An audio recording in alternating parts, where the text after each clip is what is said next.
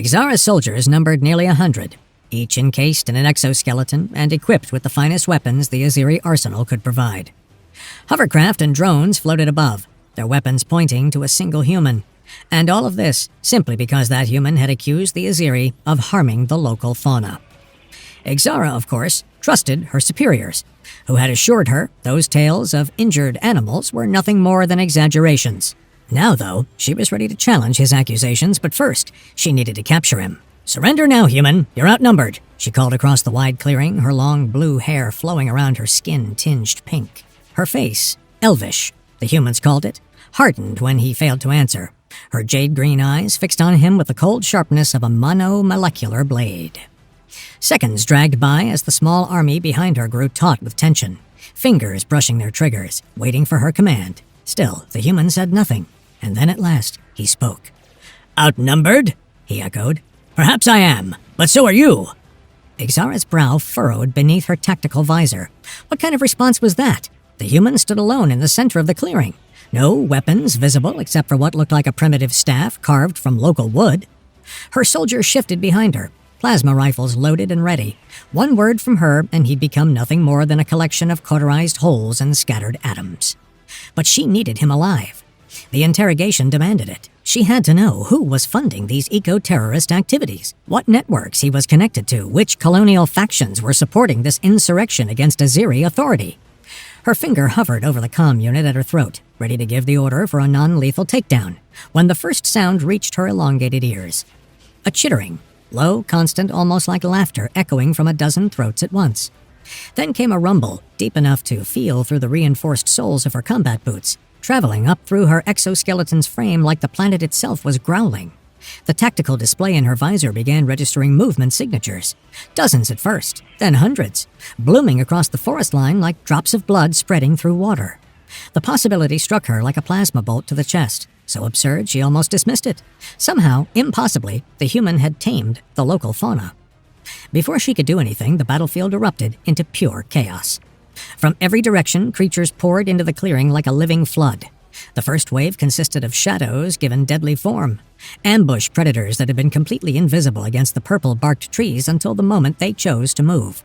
Their bodies were apparently capable of adaptive camouflage that would make Aziri stealth tech jealous. Scale shifting from bark brown to grass green to stone gray as they bounded forward on 6 powerful legs that seemed to barely touch the ground. Behind them came the tanks, massive creatures that looked as if the planet itself had decided to stand up and go to war. Their bodies were covered in what appeared to be natural armor made of compressed stone and mineral deposits, fused to their flesh over countless generations of evolution, until they were walking fortresses. But it was the third type that truly turned the battle from a fight into complete pandemonium. Mid-sized creatures with impossibly long necks that swayed like serpents and mouths that opened wide enough to swallow a helmet whole. Their scaled bodies were unremarkable. No camouflage, no armor, no obvious weapons beyond rows of flat teeth. But there were hundreds of them, flowing across the battlefield like a river of flesh and scale, overwhelming through sheer numbers and nothing more. "Form defense circles!" Ixara shouted into her comm. "Concentrate fire on the large ones. Watch your spacing!" But the commands were lost in the madness. Through the chaos, she glimpsed her soldiers firing wildly, their disciplined formations shattered like glass. An ambush predator materialized from thin air beside a heavy weapons specialist, jaw clamping down on his rifle and tearing it from his hands before vanishing again. "Captain!" Her comm crackled with static and panic. "Hovercraft 3 is down! The numbers are overwhelming our targeting systems! We can't get a lock on anything! The creatures are—" The transmission cut to white noise and screaming. She looked up to see one of their aerial units spinning out of control, some kind of flying creature with membranous wings tangled in its roots, both going down together in a death spiral. "Hovercraft 2 reporting. We're taking heavy, multiple bogeys. There's too many. Losing altitude!" Another burst of static, another craft falling from the sky like a dropped stone. What was the human's endgame? This wasn't just an escape attempt. It was too coordinated, too deadly, too deliberately orchestrated. Her mind tried to process the battlefield, but it was like trying to map a hurricane from inside the eye wall. Then she saw him through the madness. The human was riding one of the tank creatures, his legs gripping its massive neck, one hand twisted in what looked like naturally occurring handholds in its rocky armor, while the other still held that staff. He wasn't fleeing toward the forest safety. He was coming straight for her, weaving through the battlefield like a mad creature. Ixara's training took over, years of combat drilling overriding shock. She drew her energy pistol in a single motion, the weapon ready to fire. The targeting reticule in her visor locked on to the human's center mass, and she squeezed the trigger without a second thought. The creature beneath him shifted with surprising agility, banking left like a fighter craft avoiding missile lock. The energy bolt sizzled through empty air, leaving a bright afterimage. She fired again, leading the target this time, compensating for the creature's movement pattern, but the human had already ducked low against the creature's neck, using its bulk as cover. The bolt passed over his head, close enough to singe his dark hair. The tank creature was almost upon her, each footfall sending tremors through the ground. She dove right and came up in a perfect three-point crouch with her pistol raised. The human and his mount thundered past, close enough that she could smell the creature's alien musk, and she tracked them with her weapon, ready to... Her hand grabbed her wrist with crushing force.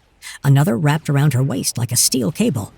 The human had jumped from the creature at the last possible second, using its bulk to mask his approach completely. She tried to bring the pistol around, but his grip was too strong, forcing her arm up and away from any useful angle. She triggered her exoskeleton strength boost, servos whining as they pushed to maximum output, but he was already lifting her, using her own momentum and overextension against her. "Let go of me!" she snarled, trying to drive an armored elbow into his ribs. The blow should have shattered bone, but he moved like flowing water, redirecting the force while maintaining his grip. The tank creature had circled back with surprising agility.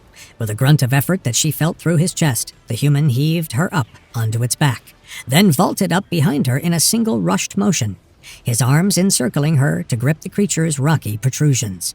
"My apologies, Captain," he said, his breath warm against her ear, voice calm despite the chaos surrounding them. "But we need to have a conversation away from all this noise." The creature lurched into motion, accelerating faster than something that size had any right to move. Ixara had to grab onto its armor to keep from falling, her fingers finding purchase in a small horn. They were racing toward the forest line, leaving the battlefield, her battlefield, where she suddenly had every conceivable tactical advantage, behind. "This is kidnapping!" she shouted over the wind, rushing past them. "My soldiers will hunt you down! The entire Aziri fleet will—" "Your soldiers are a bit busy right now," the human replied with infuriating calmness. She twisted to look back and saw he was right. The clearing was complete chaos. Soldiers and creatures locked in a melee that looked more like an extremely violent dance than a battle. The sounds of combat faded as they plunged deeper into the alien forest. The tank creature moved quickly through the dense undergrowth, following paths invisible to her eyes, ducking under low-hanging branches that would have decapitated her if she hadn't ducked when the human pressed down on her shoulder in warning. They traveled for perhaps 20 minutes, though it felt like hours with her mind racing through escape scenarios and calculating how badly this would damage her career. The forest grew denser, stranger, with bioluminescent fungi creating patches of green light and flowers that seemed to track their movement. Finally, the creature slowed near a massive tree that must have been ancient even by this world's standards. Ahead, she could see a structure built into the massive trunk. It was simple but elegantly crafted, with windows that glowed with soft bioluminescent panels and a design that seemed to merge with the tree rather than impose upon it. This is where the human lived, she realized. Her mind raced through the implications. Was she a hostage now? Would he demand ransom? Contact her superiors with demands? This could destroy her military career entirely. The creature knelt with surprising gentleness, and the human slid off, then offered her a hand down. She ignored it, jumping down on her own despite the awkward angle, her armor's shock absorbers taking the impact. Her boots hit the soft forest floor with a muffled thump, and she immediately took a defensive stance, weight-balanced, ready to fight or flee. "What do you want?" she demanded, her hand moving to her backup weapon. "If you think you can use me as leverage—" But the human had turned away from her entirely, seemingly unconcerned about her little knife. He was stroking the tank creature's massive head, speaking to it in human language. The creature made a sound like an avalanche trying to purr, a deep rumble she felt in her chest, then lumbered off into the forest, each footfall growing fainter until it was gone. "Thank you, old friend," the human said, genuine warmth in his voice. Only then did he turn to face her, and she got her first real look at him. Dark hair that needed cutting, sun-weathered skin that spoke of years under alien suns, eyes the color of earth coffee, or so she had been told, having never seen earth coffee herself. There were scars, too, old ones, the kind that came from wildfire rather than warfare. But it was his expression that caught her off guard. There was something in it that wasn't quite what she expected from a terrorist. Sadness, perhaps, disappointment, maybe even pity. "Captain Ixara, wasn't it?" he asked, though they both knew he knew exactly who she was. "You know who I am. What I want to know is what you intend to do with me. Ransom? Prisoner exchange? Some kind of political statement? He studied her for a long moment, head tilted slightly like one of the native birds she'd seen in the briefings. "I brought you here because I need to show you something," he said finally. "Show me?" She laughed, sharp and bitter, the sound harsh in the peaceful forest. "You kidnapped an Azeri military officer, attacked my entire unit, just to show me something?" "Would you have come if I'd simply asked?" His tone was mild, reasonable, which somehow made it worse. She opened her mouth for an angry retort, then closed it. They both knew the answer. She would have shot him on sight if he'd approached peacefully. "My name is Leon," he continued, seemingly unbothered by her silence. "Leon Castelli. And despite what your intelligence reports probably say, I'm not a terrorist, Captain. I'm a xenobiologist. Or I was before your people decided this planet didn't need one." "You attacked our operations, sabotaged equipment worth millions of credits. That makes you—" "Someone trying to prevent an extinction event," he interrupted, his calm finally cracking to show heat beneath. "Look, I know you have no reason to trust me, but I'm asking you, just one night. Let me show you what I need to show you. In the morning, I'll return you to your people unharmed. You have my word." "The word of a terrorist?" "The word of someone who could have let those creatures tear your soldiers apart, but made sure they wouldn't. Check your communication equipment. I'm betting you're not getting a lot of casualty reports." She activated her comm unit, surprised to find it still functional despite the distance and interference. The channels were chaotic, filled with overlapping voices and status reports. But as she filtered through the noise, she realized he was right. "One night," Leon repeated. "That's all I ask. Let me show you why I've been fighting your terraforming efforts." Ixara weighed her options carefully. She was alone in hostile territory with a man who had just orchestrated her capture using an army of wild animals. But he was also alone with her, and her exoskeleton still functioned at full capacity. If he'd wanted to harm her, he'd had better opportunities. And there was something else, a nagging curiosity about how he'd managed what should have been impossible. "Fine," she said finally, hating how the word tasted. "One night. But if this is some kind of trick—" "It's not." He turned toward the forest. "Come on. We need to reach the first site before full dark. The nocturnal ecosystem is something you need to see to believe." He started walking down a barely visible path, and after a moment's hesitation, she followed. The forest grew denser as they moved away from his shelter, the canopy above so thick that only scattered beams of moonlight penetrated. She activated her helmet's flashlight to better see the treacherous ground. Instantly, he whirled around and snatched the device from her hand. Before she could protest, he crushed it between his fingers, the advanced polymer and circuitry crumbling like dried leaves. She noticed the augmentation scarring on his hands. Subtle work, probably black market. "What are you? That was military equipment. Do you have any idea how much—" "It would have ruined your night vision," he said calmly, brushing the fragments from his palms. "And you'll need that to see what I'm going to show you. The bioluminescence here is subtle. Your eyes need time to adjust. Here." He offered his arm like some gentleman from an ancient Earth period drama. "The path is tricky in the dark." "I'm not going to—" "Captain, you can either hold on to me for guidance, or you can stumble around and probably break something expensive again. Your choice. That armor might protect you from a fall, but it won't help you keep your body dry, and this place is full of puddles." She stood there in the growing darkness, fury burning in her chest like a small star. Everything about the situation was wrong, backwards, humiliating. She was a military officer, trained in many forms of combat, wearing some of the most advanced armor in the galaxy. She should not need to hold on to this human's arm like some helpless civilian at a diplomatic function. But the darkness was nearly complete now, and she could barely see her own feet. Her armor systems were designated for combat, not careful navigation through alien forests. With a sound of disgust that she made sure he heard, she grabbed his arm. "This is temporary," she muttered. "Of course." She could hear the smile in his voice, which made her grip his arm harder than necessary. The journey was shorter than she expected. Within minutes, she began to notice something strange. The darkness wasn't complete anymore. There were lights, soft, organic lights that her helmet's harsh illumination would have completely washed out. Phosphorescent fungi climbing tree trunks in spiraling patterns that looked almost like writing. Flowers that glowed like fallen stars, their petals translucent. And then they emerged from the tree line, and she forgot to be angry. The lake stretched before them like a mirror full of galaxies. But these weren't reflections. The water itself glowed with life. Schools of luminescent fish created rivers of light beneath the surface, their synchronized movements forming patterns that looked artistic. Plants with transparent leaves that showed their glowing veins swayed in the shallow waters, each one a different color: blue, green, gold, purple. Creatures she had no names for moved along the shore, their bodies traced in lines of biological light, Some steady, some changing, some flickering in patterns that seemed to respond to each other. "By the ancients," she breathed, not realizing she'd spoken aloud until Leon chuckled softly. "Beautiful, isn't it? This is Lake Quieta, one of the few places your terraforming chemicals haven't reached yet." She found herself walking forward without conscious thought, drawn to the water's edge as if magnetized. The warmth surprised her. Not hot, but pleasantly warm, like a bath drawn just right. "There must be hundreds of species here," she said, her rusty science knowledge overriding her anger for a moment. "Thousands," Leon corrected, kneeling by the water's edge. "The lake has its own ecosystem, 5 distinct depth zones, each with its own communities." Something rustled in the shadows beside them, and Leon turned with a genuine smile, the first she'd seen from him.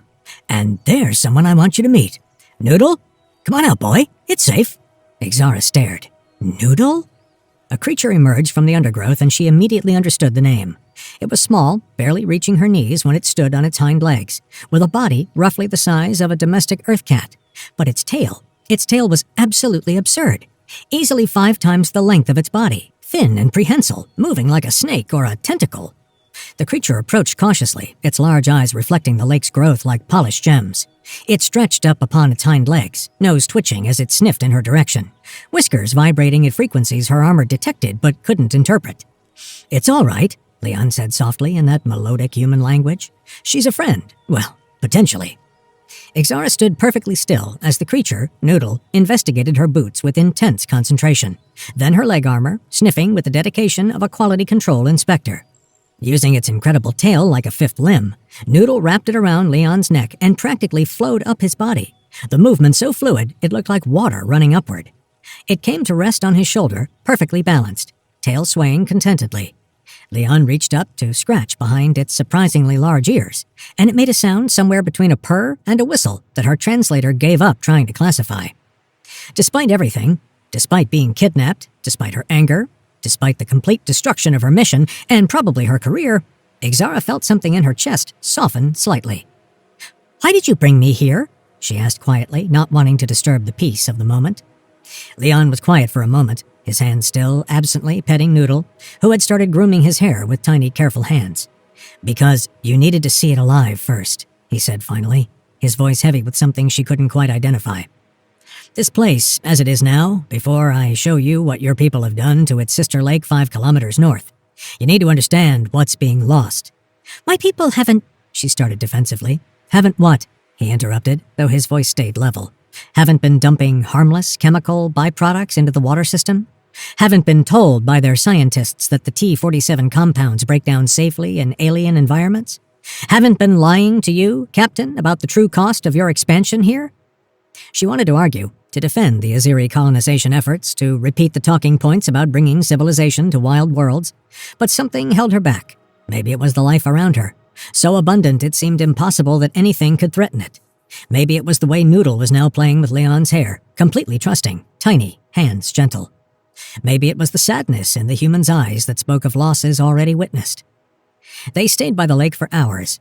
Leon told her about his years on the planet before the Azeri arrived, how he'd been part of the first survey team back when humanity still thought they might colonize here, how he'd stayed behind when the surveys found a planet that looks tough but is too delicate for humans, choosing to catalog life rather than exploit it. He showed her the nocturnal feeders that emerged as the night deepened, creatures that looked like living ribbons of light, their bodies so thin they were nearly two-dimensional. He explained how the bioluminescence wasn't just for show, it was communication, warning, courtship, and hunting all at once. To her surprise, she found herself sharing her own stories. Her childhood on Azir Prime, where the cities floated above endless clouds and you could only see the ground on clear days. "You weren't always a soldier," Leon observed, absently feeding Noodle some kind of fruit from his pocket. "No, I was a surveyor first, not unlike you. But the military paid better and—" She trailed off, not sure why she was telling him this. The career path was clearer. Make captain by 30, major by 35, maybe admiral before 50 if you played things right. "And is that what you want? Admiral's stripes?" She didn't answer immediately, watching as a school of fish moved through the shallows, their lights creating beautiful patterns.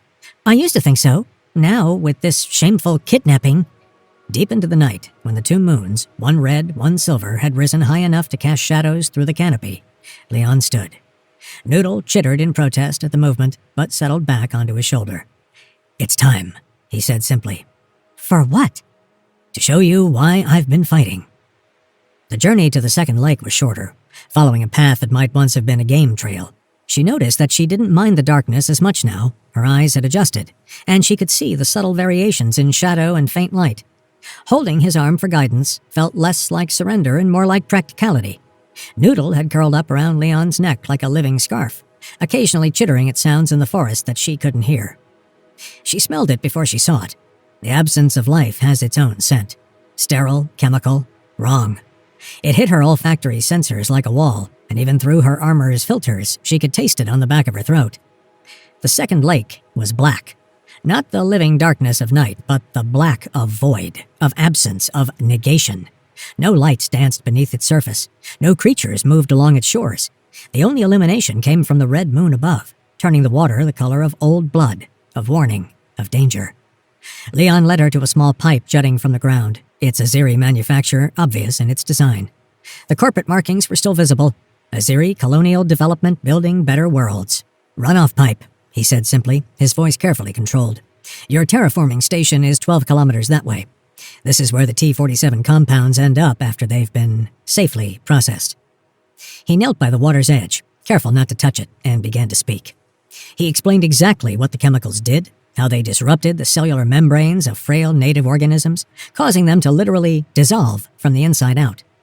"This lake was more alive than Quieta," he said, his control finally slipping to show the pain underneath. "I remember it clearly. I had a camp right there." He pointed to a barren stretch of shore where the ground was still discolored, "where I spent 3 months documenting nocturnal spawning behaviors. There was a species of fish here that existed nowhere else on the planet. All gone now." Exara found herself walking to the water's edge, her armor's biohazard alarms screaming warnings she ignored. The datapad in her armor began taking readings automatically, chemical analysis scrolling across her display. The levels were exactly what Leon had described. She thought of the reports she'd read, the assurances from her superiors that the environmental impact was minimal, acceptable, necessary for progress. The cost of civilization, they'd call it. They'd lied, or been lied to, or simply hadn't cared enough to verify. "How many?" she asked quietly. "How many lakes like this?" 30 that I know of. 3 major river systems." He pulled out a battered datapad. Ruggedized, old, probably predating the Aziri arrival. The screen glowed bright, showing images that made her stomach turn. Time-lapse videos of lakes dying, the light going out day by day. Beaches covered in rotting fish, forests of kelp analogs withering to nothing. "This is just what I've been able to document personally," he continued. "This planet looks tough on the surface, but it's actually very, very sensitive. And that's why humanity never truly claimed it. We knew we would destroy it, even with all our modern tech." She sat down hard on a rock, not caring that her armor would need recalibration. The weight of it, not just the armor, but the knowledge, was crushing. Leon sat beside her, keeping respectful distance. Noodle uncurled from his neck and investigated a dead log, sniffed it once, then returned with a sad whistle. They stayed there through the night. Leon showed her his complete documentation.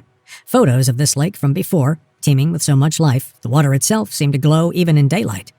Videos of creatures now extinct. Things that looked like swimming flowers, fish with transparent bodies showing internal organs failing and dying. Data showing the spread of contamination, the die-offs, the cascading ecosystem collapses as food webs unraveled. The red moon had set, and the planet's sun began to cast its first pale violet rays across the sky. The light did not bring life to the dead lake. It only illuminated the desolation more clearly, revealing an oily sheen on the black water and the skeletal remains of lakeside flora.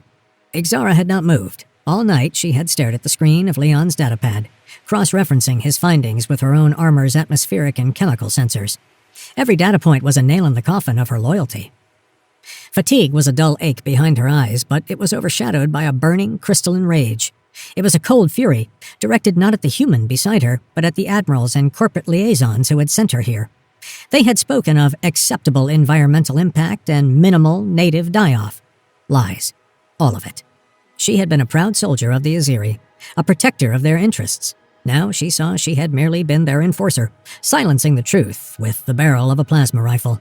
She stood, the servos in her armor whining softly in the quiet morning. The weight of her shoulders was immense, far heavier than the plasteel and ceramic plates. Leon watched her, his expression unreadable, Noodle stirring on his shoulder. "Your data," she said, her voice hard and raspy. "I need a complete copy." She looked past him, toward the distant glimmer of the Aziri orbital station.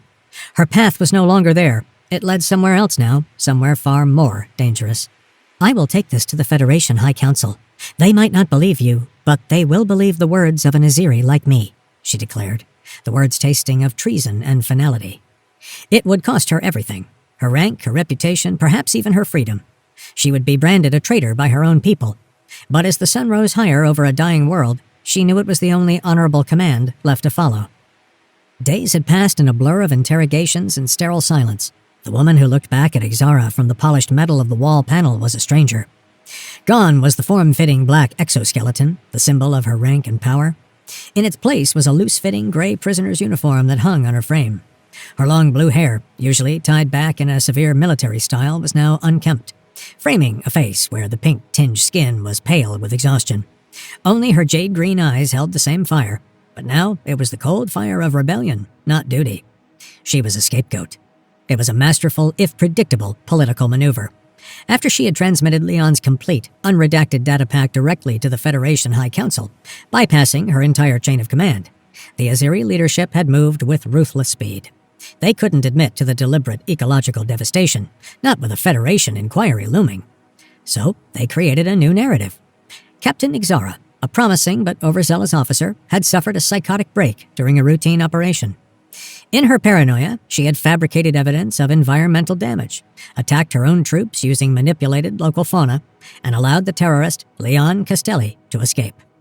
The official charges were dereliction of duty, mutiny, and costing the Aziri Colonial Development Corporation billions in damages. A bitter smile touched her lips as she looked at her reflection. The irony was suffocating. She was imprisoned not for the act of treason that had doomed the entire colonization effort under the pressure of the Federation, but for failing to capture the one man who was telling the truth. In a final, galling twist, the Aziri had dropped all charges against Leon, painting him as a mere hermit caught in the crossfire of her rampage. He was no longer even a criminal. Ixara turned from the wall and sank onto the hard cot that served as her bed. A wave of fury washed over her, hot and cleansing. She blamed her superiors, the cold-faced admirals and smiling corporate executives who had lied to her for years, who saw entire ecosystems as entities on a balance sheet. They had used her ambition and her loyalty as a weapon, pointing it at anyone who threatened their profits. But as the anger subsided, a colder truth remained. She blamed herself, too. She had been naive, so eager to climb the ranks and earn the next commendation that she never stopped to ask the hard questions. She had accepted their convenient lies because the truth would have been an obstacle to her career. She had been a willing cog in a monstrous machine, and her outrage now couldn't erase her past complicity. She closed her eyes, imagining her future. A high-security penal colony on Azir Prime, a life spent staring at gray walls, her name a cautionary tale for insubordinate officers. It was in that moment of bleak resignation that she heard it, a low, constant chittering, almost like muffled laughter. It was a familiar sound, one that echoed with the memory of chaos and battle. Her eyes snapped open, scanning the small cell. The noise was coming from the ventilation grate high on the wall near the ceiling. Getting to her feet, she dragged the cot across the floor and climbed on top of it, the metal groaning in protest. Standing on her toes, she could just peer through the slats of the grate. Two enormous, luminous eyes blinked back at her from the darkness of the ductwork. "Noodle?" she whispered in disbelief. The creature chittered again, a happy confirmation. "What are you doing here?" she said, glancing nervously at the door. "You have to go! They'll catch you!" Noodle just tilted his head, seemingly unconcerned. She reached her fingers through the grate, trying to wave him away, but he was just out of reach. Frustrated, she was about to give up when the creature moved with purpose. His absurdly long, prehensile tail, which had been coiled behind him, snaked forward through the grate. Dangling from the tip, held fast in a perfect loop, was a ring of metallic keys. Ixara stared, her mind struggling to process the sight. With a final chitter, Noodle released the keys, letting them drop through the grate. She fumbled but caught them before they could clatter onto the floor. Her heart hammered against her ribs. It was impossible. It was a chance. Her hands shaking, she jumped down from the cot and crept to the door. She selected the key that looked most like an access card override and slid it into the lock. For a tense second, nothing happened. Then, with a soft electronic click, the door slid open an inch. Adrenaline surged through her. Her years of training took over, overriding shock in the flash of a moment. Peeking into the corridor, she saw it was empty. The other keys on the ring were for supply closets and maintenance hatches, perfect for navigating the facility unseen. Moving like a shadow, she bypassed the few guards on duty, their bored expressions proof of their confidence in their prisoner's containment. She was a soldier too, not a prisoner, her senses sharp, every step silent as she evaded detection. She finally emerged through a service exit into the humid night air.